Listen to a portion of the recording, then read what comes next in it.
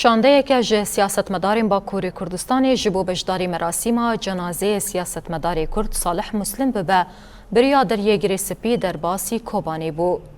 Şandeya ku dê beşdarî merasîmê bibin ji hevserok û pêkhateyan pêk tê, an jî kesayetan bibûrin pêk tê.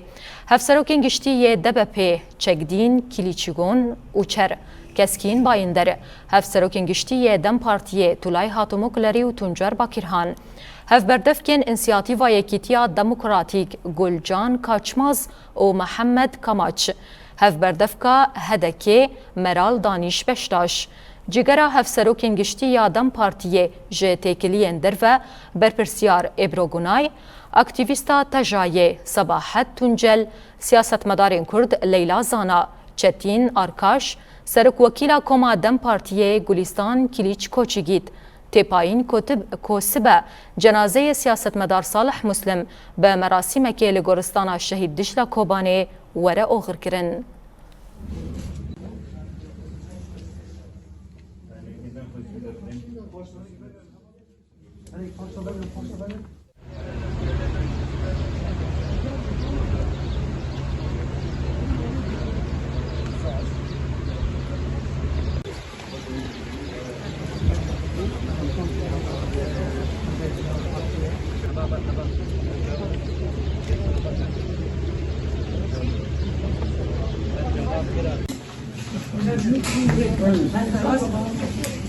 Merhaba.